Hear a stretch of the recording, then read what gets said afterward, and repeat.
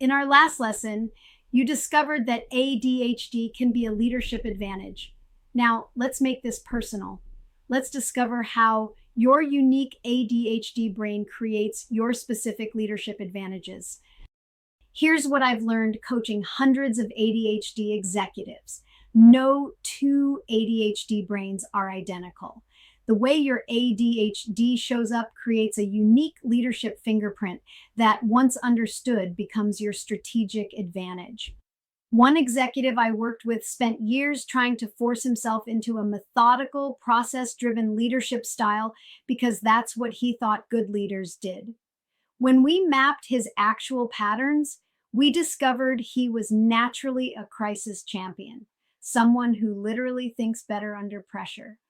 Once he restructured his role to maximize high-stakes decisions and minimize routine operations, his performance soared and his exhaustion disappeared.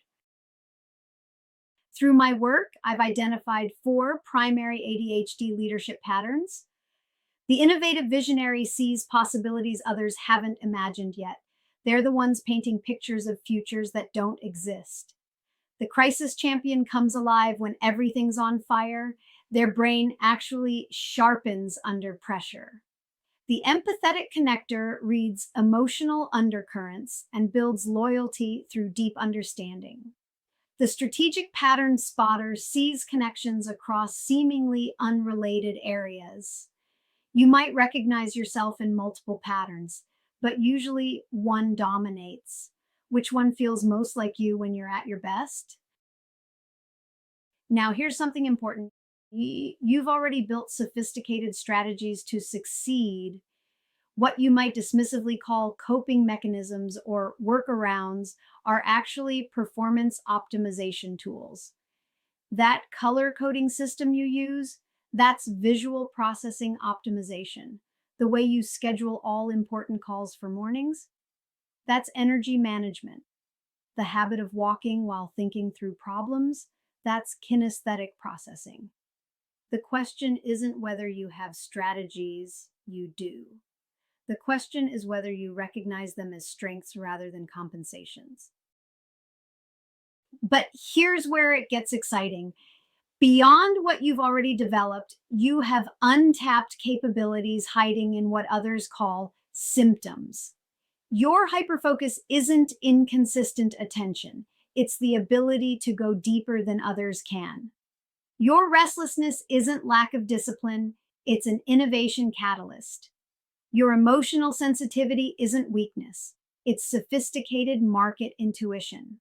Your impulsivity isn't poor judgment. It's the ability to make decisions while others are still analyzing. We've been labeling these as problems when they're actually powers waiting to be directed. Let me share a framework that transformed how my clients understand themselves. Your brain operates in 4 distinct states based on energy and attention levels. When both are high, you're in your peak performance zone. This is where you do your best strategic work. High energy with scattered attention, that's your creative exploration mode, perfect for brainstorming and innovation. Low energy but focused attention is your deep processing state, ideal for reflection and integration. And low energy with low attention, that's not failure, it's recovery and integration time. Every state has its purpose. The key is matching your work to your state, not forcing your state to match your work. To discover your unique wiring, ask yourself these 3 questions. First, when do I naturally excel without forcing it? Not when you push through with willpower, but when work feels effortless. Second, what exhausts me that others find easy? This reveals where you're working against your wiring. Third, what energizes me that others find exhausting? This shows where your ADHD is actually an advantage. One client realized she was energized by back-to-back strategic conversations that would drain her colleagues. She restructured her schedule to batch these conversations, leveraging what others couldn't sustain. This week, I want you to become a detective of your own patterns. Notice one thing.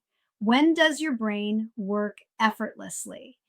Maybe it's during walking meetings or after exercise or when you're under deadline pressure.